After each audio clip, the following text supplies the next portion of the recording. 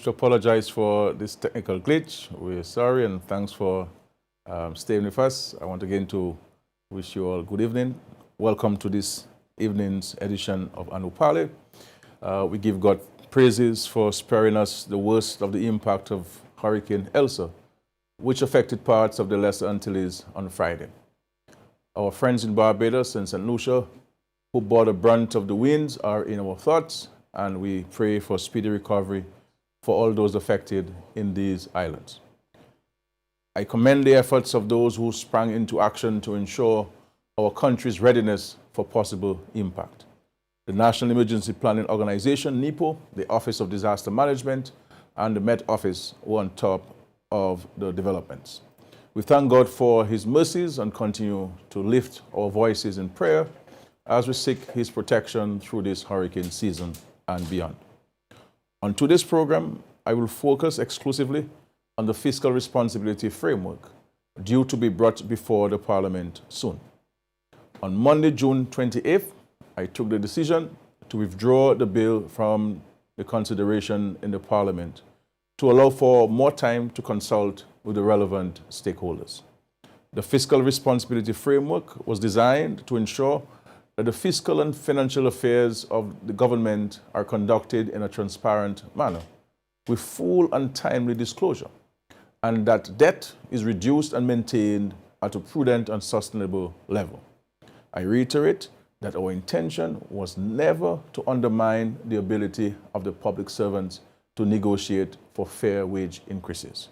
However, it quickly became clear that there was public misconception about the intent of the act, and one may argue, in some cases, a deliberate misinterpretation of our objectives. I believe we have a responsibility to set the record straight. I have invited the Financial Secretary, Ms. Dennis Edwards, to be my guest this evening. Together, we will bring some perspective and clarity to this matter. Ms. Edwards, good evening and welcome to Untitled. As I said to you earlier, it is not your first time. I appreciate you taking time off on your Sunday to be here with us on yet this other important subject matter. Now, first of all, what is the intent of the Fiscal Responsibility Act of 2021? Good evening and good evening to all of the listeners and viewers. The intent of the Fiscal Responsibility Framework is to establish, basically the act is to establish a framework whereby government would manage its financial and fiscal affairs. It sets parameters by which government would operate, and all of this basically is to build fiscal resilience as part of government's effort to build a resilient Dominica. Now, what is the background of this act? What are the circumstances and consideration that brought about the creation of this act? The thing about it is Dominica's economy gets hit by shocks ever so often. We've had global economic shocks, we've had natural disasters, now we have a pandemic. And government has to be able to weather these events and weather them well. And over time, we've understood and we've learned that these shocks are inevitable, they will happen. The matter is for government to be prepared to be able to adequately respond. When these shocks occur, the economy contracts. As a result, revenue also plummets, and government is still expected to run the country and to run the operation. You're expected to purchase goods and services. You're expected to pay public officers. You're expected to pay rent and the like. At the same time, quite often the livelihoods and lives of other people are affected, and so they depend on government at least to assist with their recovery. And so government must take action to set aside adequate resources to ensure that the debt is kept at sustainable levels, to ensure that it can continue to invest in the country. So all of this. Quite apart from that, you have a situation where the government Dominica is part of the currency union, Eastern Caribbean Currency Union, and then the Monetary Council has been looking at all the situation in the different countries, the debt levels, how we relate to expenditure, and the need for government to continue to ensure, the different governments to continue to ensure that the currency remains stable. And so the countries have agreed to implement fiscal responsibility frameworks. The government of Grenada has already implemented, the government of St. Vincent have already implemented. We've held discussions with them. We've learned from some of the experiences, and now the government is at this point to kind of twofold, to make its commitment to ensure the sustainability, well, the stability of the currency, and at the same time to ensure fiscal resilience from a national standpoint. Yeah, I recall at the Monetary Council we had many discussions on this, and eventually we took a decision to encourage all of us to move towards putting in place fiscal responsibility frameworks. Right. Now, the framework was designed to guide fiscal policy to ensure the sustainability of government finances over the short, medium, and long term. For the benefit of our audience, what does this mean? It means that we want to continue to ensure that expenditure kept at a sustainable level, at a level that allows us to continue to operate effectively, but at the same time allow us to continue to meet our debt commitments, at the same time allow us to build reserves. I mean, we all know how important it was, for example, after Hurricane Maria, where government had some reserves, and so it could continue to run the country and at the same time assist a number of people. We are also aware that our partners, the international community, our friendly countries, they will help to some extent, but the burden remains with the country and with the government to ensure that it has sufficient space to respond to shocks. Excellent. Now, the fiscal responsibility framework makes provision for the Minister of Finance to ensure that the fiscal and financial affairs of the government are conducted in a transparent manner. Why is it so important to introduce this element of transparency in the management of government finances? It is actually very important because it allows the public to have a closer view of what is happening within government. Most of these parameters were already in place. Albeit we did a bit of tweaking with some of them, but most of them were already in place. But what happened is the public is not aware of it. And the public is not able to monitor government's compliance with its own rules. And so this act and this bill actually allows the public the opportunity to understand what are the parameters that the government is operating in, and at the same time to monitor compliance with those parameters to ensure that it's actually meeting its resilience goals. Yeah. Now, another important consideration is to ensure that the debt is reduced to and maintained at a prudent and sustainable level. How does the Act propose to facilitate this? The first part is the Act sets a target. It sets a target of 60% of GDP by 2035. And quite apart from that, it also provides for government to take certain action to ensure that it gets there. One of the action is to ensure that the primary balance gets to 2.5% by 2026. Another is to look at expenditure and set ceiling expenditure at 2%.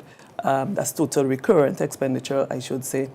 And that is also expected to assist government to get to the point that it wants to get to, which is to reduce the debt to GDP to at least 60%.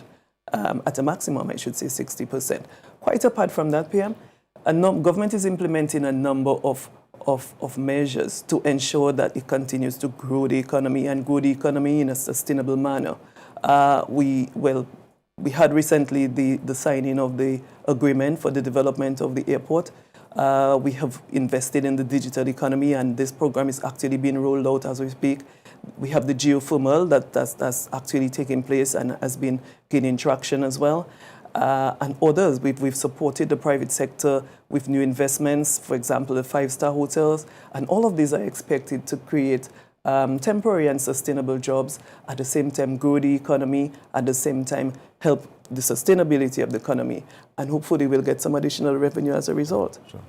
Now, you spoke about the debt to GDP ratio of 60% and the mandate in the fiscal responsibility framework to get to that level by 2035, which is also consistent with the decision taken at the Monetary Council. What is the reasoning for this specific term, though? The part about it is also to get the entire ECCU going in the same direction from a fiscal standpoint. So that debt to GDP of 60%, the original target was actually 60% by 2030. There was a review by the Eastern Caribbean Central Bank. They looked at where the countries were. Most of the countries had to incur additional debt as a result of the COVID-19 pandemic. And then they realized for some countries it would not be achievable. And so a decision was taken, a recommendation was made to the Monetary Council that we actually set the target to 60% by 2035 to allow all of the countries the time to get to that particular target. Now, you referenced earlier about the primary balance surplus. Why have we set a primary balance surplus of 2.5% of GDP by 2026? I think the first thing, PM, is to understand what we're looking at in terms of the primary balance. In terms of the primary balance, we're looking at, and anybody can identify it, ensuring that your revenue at least exceeds your expenditure. So you're spending less than you're actually making. So your income is more than your expenditure. I'm trying to make sure everybody understands what we're looking at. So in the case of government is trying to ensure that its revenue exceeds its expenditure. And the expenditure we're looking at, we're not including the interest payments, but the other expenditure, or the recurrent expenditure, and expenditure in general, I should say, that this does not continue to remain in the negative, or it gets into a healthy positive. And the healthy positive, that from the point of view of the government of Dominica, is at 2.5%. That 2.5% to be achieved by 2026. And this will in fact provide the space, the fiscal space, so that government will be able to continue to service its debt, will be able to continue to meet its expenditure, will be able to continue to save for a rainy day, and will be able to continue to invest to ensure growth in the economy. So with this primary balance surplus, if the government is able to achieve this, you're saying to the public that this places the country in a better position to address issues in the country. So you will have more to spend in education, more to spend on health, more to spend on national security, etc. That's right. It will stabilize the economy, but at least government's finances, so that it can better respond, it can better invest, it can better save for a rainy day. And that is an approach for all families, you know. Every family should take the same. And every business. That's right. You know, every family, every business should take the same action. We are taking the action at a national level, but as a personal level, at an individual level, at a business level, for us to achieve real fiscal resilience, everybody has to play their part, individual and as a country. In the case of a family, you have an income, you have certain fixed commitments, but they're discretionary spending. That's right. Like how much you spend on a cell phone. That's right. In terms of top up or your postpaid, how many times you drive the vehicle unnecessarily. That's right. You know, so and at the end of the month you will have saved extra. That's right. So if a hurricane places you in a better position. Right. Hurricane pass, you have some money to go to. Yeah. To go back to. Now, the issue of contention over the past week surrounded the clause that reads, and I quote, "Real primary recurrent expenditure shall not exceed 2% per annum in years when real GDP growth equals or exceeds 2%, end quote. First of all, what is recurrent expenditure? And secondly, was the intention of the bill to limit or restrict public officers from negotiating salary increases upwards of 2% in the period 2023 to 2035? I think the first thing we have to discuss is just as you asked, what is recurrent? Recurrent coming from the word recur. It means repeated, the repeated expenditure, the expenditure that government has to undertake all the time. So we have rent, we have paying the public officer's salary, we have the utilities. So all of these are recurrent expenditure. The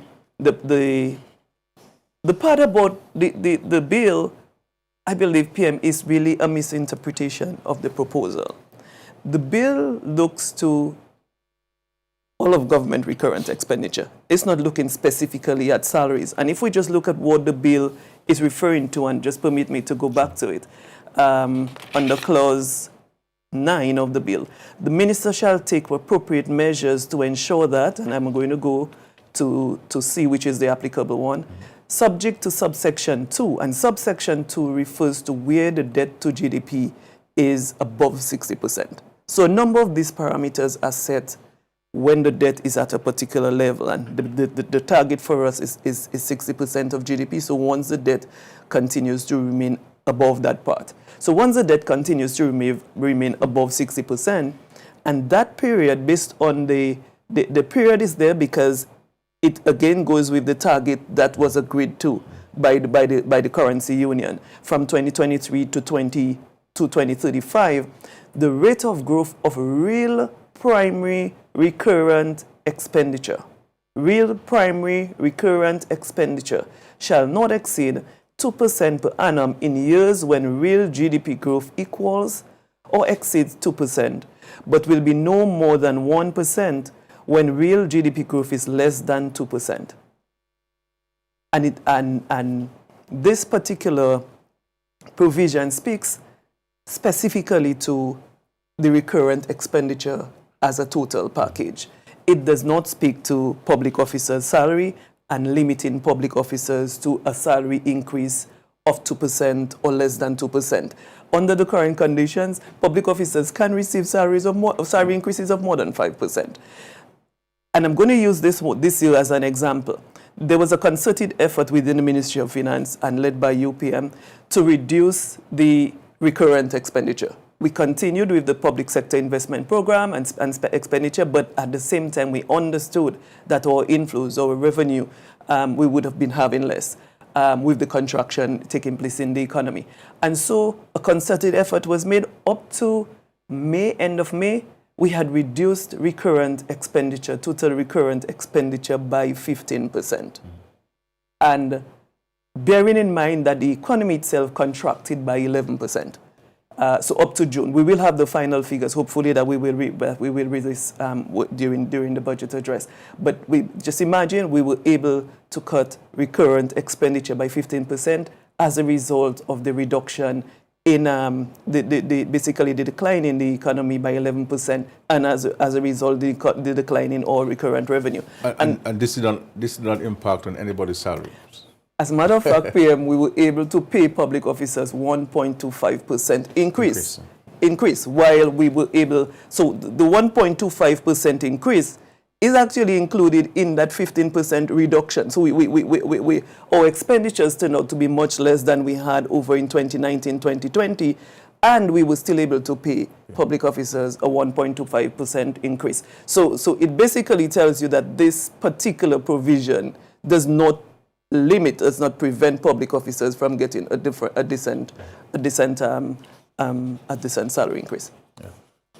And of course, the bill makes reference to the reclassification exercise that's ongoing. It does. It makes provision for government to increase their total recurrent expenditure just to accommodate what we expect is likely to be an increase in salaries as a result of the reclassification. I also should say, PM, just remind that this provision with the 2% would not take effect until 2023, calendar year 2023. And that 2% is overall total recurrent expenditure. Total recurrent expenditure. And bearing in mind, we've been trying to get it down. And not specifically to salaries. So, not specific to salaries. So you're saying to the public that nowhere in the bill is being offered or proposed that you can only get a maximum of 2% increase in salary at all. No.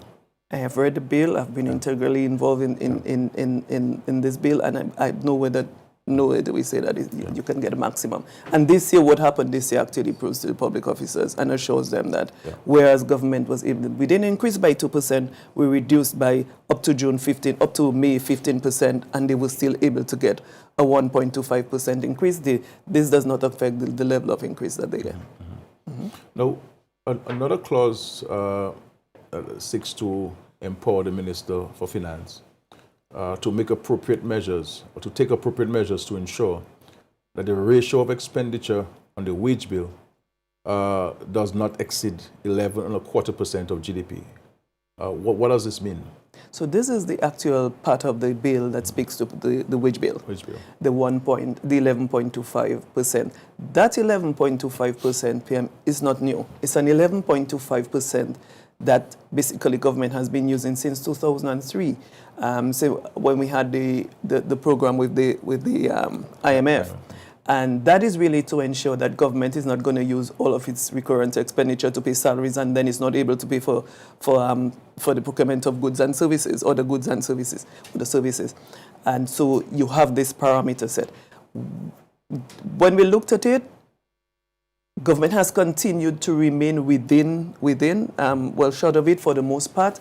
We've been at 9.8, 9.9% for most of the time over the last 9 years. Even before that, we were below it. And what we realize is every time the economy contracts, then it pushes us just over 10%. But for the most part, once on a normal year, it's really 9.8 to 9.9%. And so again, there's room for, again, for the public officers. I mean, just to say to the public, as the FS reference, I mean, we've been operating within this framework for certainly as long as I've been Prime Minister, in ensuring that we manage the financial affairs of the country in a prudent and responsible manner. I mean, and if you look at the movement of our debt to GDP ratio, it was actually going down, notwithstanding the fact that we had to borrow to respond to Erica and Maria. It was going down. I believe at the time of the pandemic, it may have been about 72% of GDP. And we would have certainly been able to achieve this target that was set by the central bank. But obviously, our revenue dropped.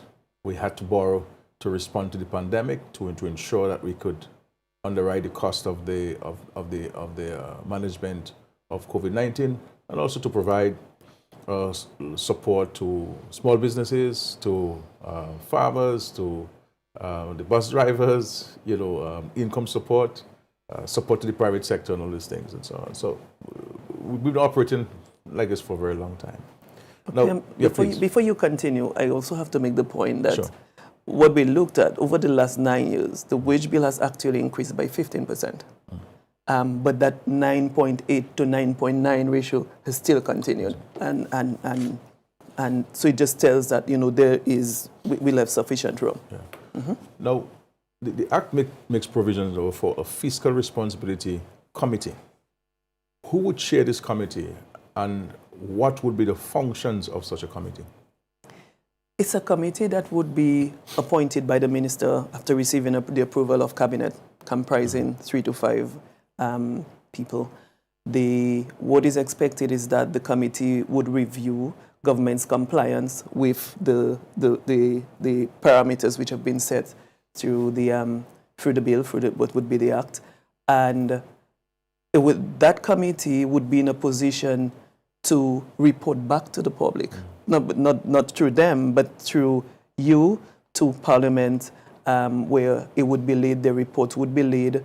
It is all about their monitoring and they ensuring that particularly the Minister for Finance, actually is complying with the provisions of the Act. And that committee would also be in a position to make recommendations on how they think matters could be addressed if they're not being addressed and being addressed on time. So that at the end of the period, they would provide a report to the Minister of Finance, and Minister of Finance has to take that report based on the bill, must take that report and lay it in Parliament.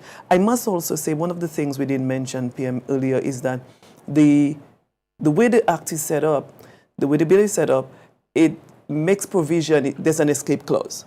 So whenever Dominica experiences shocks, be them shock events, be them climatic, be the global economic shocks, whatever the shock may be, the pandemic, there's a provision in there where you as the Minister for Finance, or whoever the Minister of Finance may be, I mean, you're not there forever, would be in a position to go in and request that the rules be suspended and for 1 year. And if the situation does not improve, the Minister for Finance can also request an additional year where all of the rules would be suspended. So the idea of the 2.5% primary surplus primary balance, the debt to GDP ratio, the 2% on expenditure, all of these would be suspended to allow for the government to operate and respond properly to the shocks.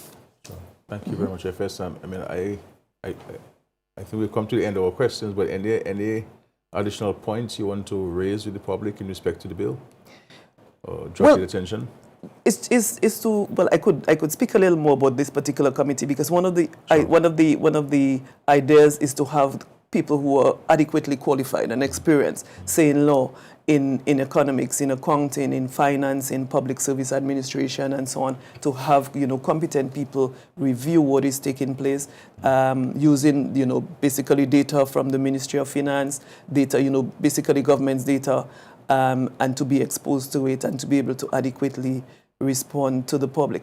I have to say also, PM, that this fiscal responsibility framework actually puts more burden on the Ministry of Finance, the Ministry of Finance led by you, to ensure that government's finances remain within par and in a that we can respond in very, very sustainable manner whenever the need arises.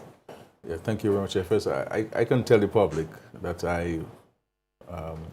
we've been discussing this at the Central Bank for a few years now, and I have not been a fan of fiscal responsibility framework or legislation or whatever you want to call it. But I believe in being prudent and being responsible, and we have seen the results of the management of this country. But this is really about the country and the importance of it to the country. A country that is subjected to so many external shocks, so many natural disasters, a small open economy, very, very vulnerable. And having looked at the impact of Erica, 90% of our GDP, and also Maria, 226% of our GDP, and then this pandemic, we have to ensure that we put more transparent and accountable systems in place to manage the finances of the country. And so I have come around to accept this legislation and to be its advocate, because I believe it's important to have this in place and to enhance the transparency of the government, to allow the public to have a greater insight and understanding, and that the public itself can look at the fiscal responsibility framework and point out to the government where you are falling short, where the government is falling short of any of the indicators, any of the intentions of the legislation. And as the Financial Secretary indicated, you will also have a committee that would have access to government information and would write its report, and those reports will be made public, similar to the Article 4 consultation of the International Monetary Fund. And so it's important for us to understand that for the government to sustain itself, be able to withstand shocks, we have to ensure we have this in place. And we, notwithstanding the pandemic, we have established a vulnerability risk fund at the central bank. This account was opened last year, October, and we started depositing $500,000 EC dollars into this fund. So far, it has about $4.5 million in that fund. Once the economy gets back to its pre-pandemic levels, we will seek to increase our deposits into this fund.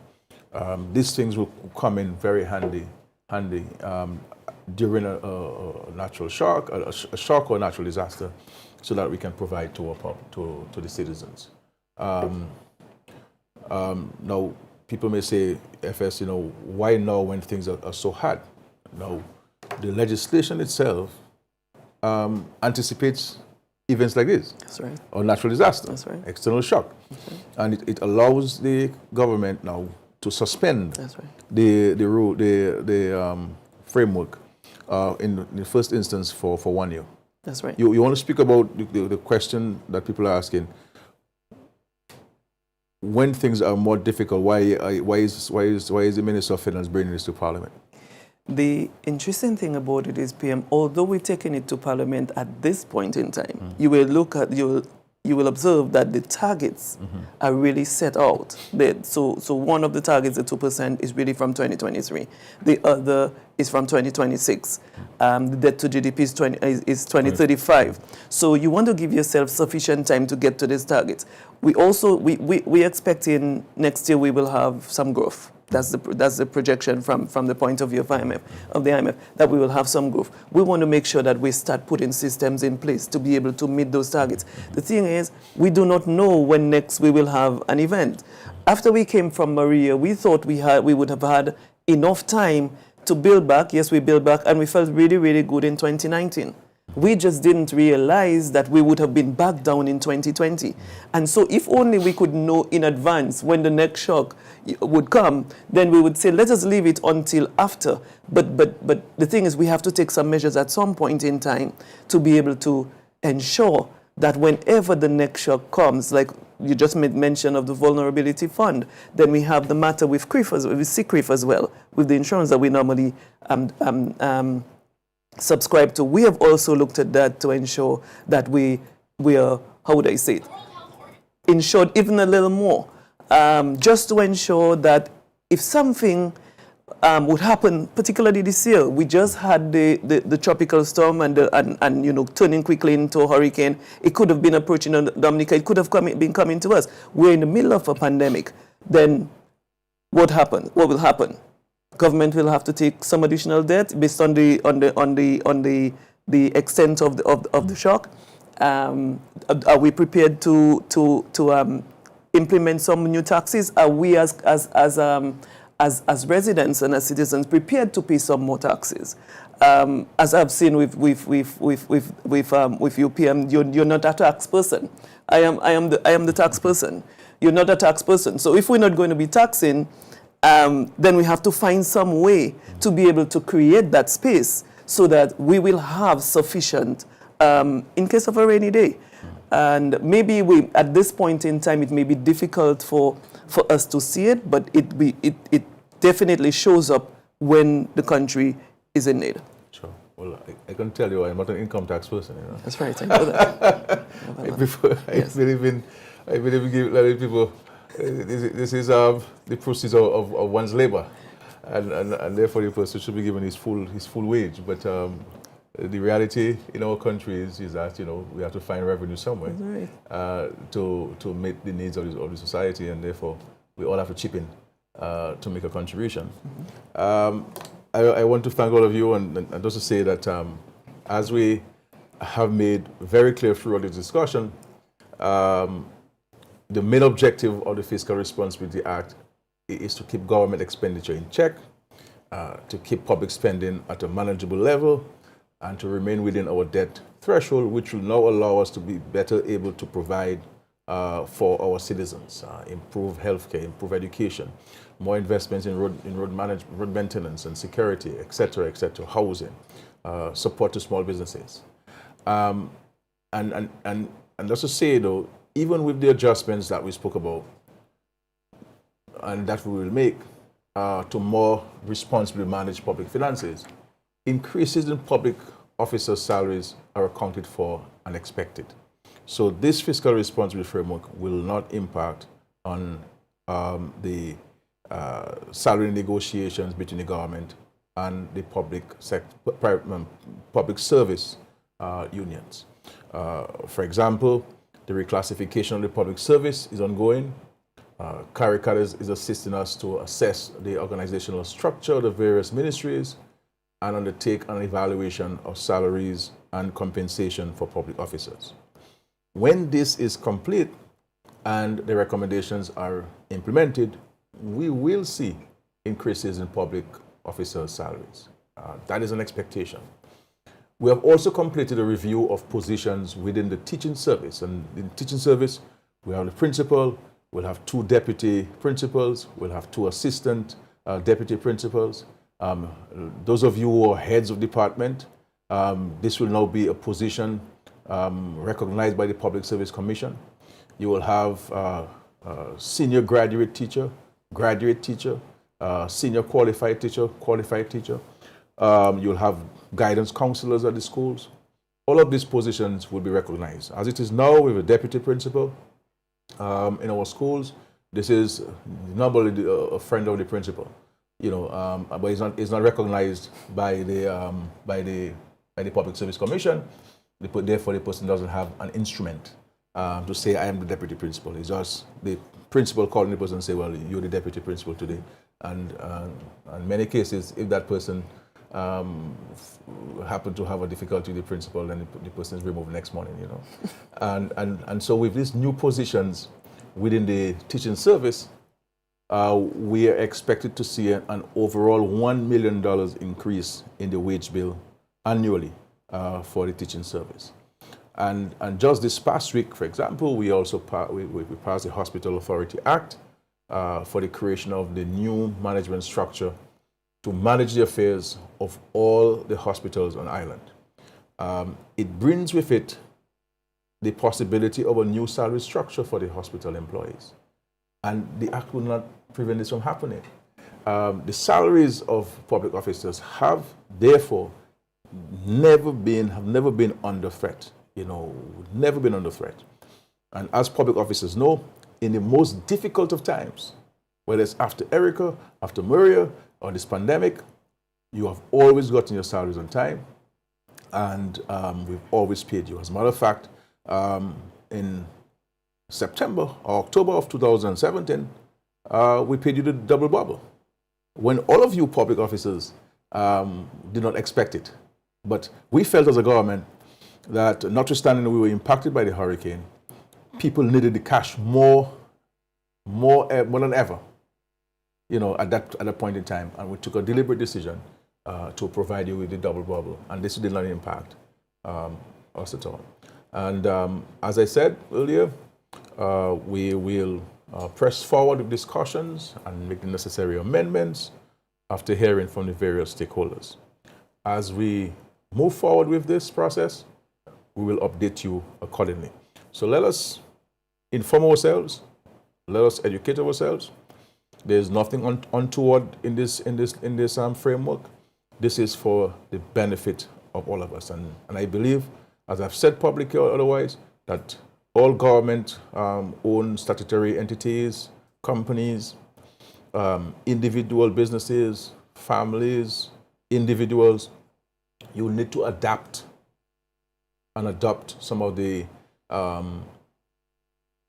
considerations in this fiscal responsibility framework in the management of our own finances, because prudent and responsible management of your finances is critical to your economic survival and the creation of wealth and the building of an asset base. And mark you, I'm just a village politician talking to you. All right. This week, on Monday and Tuesday, I will be attending the Caricom Heads of Government meeting, which will be a 2-day Heads of Government conference. There are many agenda items, I believe maybe over 26 agenda items, so it's going to be a very long 2 days, but very important items nonetheless, that issues which affect us within the Caribbean community as we face this unprecedented global pandemic in our time. And of course, this is compounded with the natural disasters, and I must say that we have to be careful of this hurricane season. I am very perturbed by it, I can tell you. It's not a season that we should take lightly. We have to continue to pray, but we also have to prepare and prepare properly for this. We have no control over it. All we can do is to prepare and to pray and to mitigate against of the hazards and the challenges that we see that we need to confront. Let us go forth and be productive citizens. We have a country to build. let us continue to take our vaccines. We're seeing a resurgence in countries, and from the reports coming from the Pan American Health Organization and WHO, it appears that the unvaccinated are the majority in terms of the carrier of this virus, and therefore it's important for us to go out and get this vaccine. It's a weapon that we have against it, you know, and it's available. Let us take it, you know. Hopefully this week again we will announce additional changes to the protocols for citizens and visitors coming to our country, and hoping that those new protocols will take effect hopefully this week. You know, we are mindful of the risk of everything we do where this pandemic is concerned, but we will certainly put systems in place to mitigate against the risk that we may experience or we are aware of. Nothing is foolproof, but it's important for us to be mindful of the protocols and mindful of the guidelines, because we just do not know. Some of our sister countries, one case have caused them to go to 400 cases, 300 cases, 200 cases. One case. You don't need 200 to give you 200. All you need is one to give you 200. You know, and therefore we have to be mindful of our own individual responsibility and also the responsibility to each other. So let us work together with our country to build. I want to extend my sincere condolences to the Blah family of St. Joseph, my dear sister Blah and your children. It was certainly a pleasure meeting with you and the family, albeit I would have preferred it was on different circumstances. But the Lord giveth and the Lord taketh away, blessed be his name. I know you're a lady and a family of faith and belief in God, and the good Lord will see you through and see your family through this trying times. Rest assured, I am with you in this circumstance, and by the grace of God, everything will be okay. I want to wish us a wonderful week. Let us go forth and serve our country and to serve our God. You know, I look for the day when we all can unite as one people, working together to one common cause. We'll always have differences, but that should never allow us not to be able to commiserate or to break bread together. Good evening. I believe that it was a very educational and timely discussion, and we look forward to such like this in the future. Thank you, and God bless our country. Thank you. We are in the hurricane season. Here are some tips to keep your families and communities safe. Before a hurricane, ensure that you know your emergency shelters. Contact the Office of Disaster Management for information on shelters closest to you. Have disaster supplies on hand, non-perishable canned food and water, portable battery-operated radios, flashlights and extra batteries, essential medicines, first aid kits, cash and bank cards. In the home, protect your windows. A low-cost approach is to put up plywood panels. Trim branches away from your home and cut all dead or weak branches on any trees on your property. Check into your home and auto insurance. Confirm that policies are valid and coverage is appropriate. Make arrangements for pets and livestock. Develop an emergency communication plan. Make sure that all family members know what to do. Teach family members how and when to turn off gas, electricity, and water. During a hurricane watch, listen to the radio or television for hurricane progress reports. Avoid open flames such as candles and kerosene lamps as a source of light. If power is lost, turn off major appliances to reduce power surge when electricity is restored. Store drinking water in clean jugs, bottles, and cooking utensils. During a hurricane warning, if you need to evacuate your home, lock up and go to the nearest shelter. Take blankets or sleeping bags to the shelter. Listen constantly to a radio or television for official instructions. Store valuables and personal papers in a waterproof container on the highest level of your home. Stay inside, away from windows and glass doors.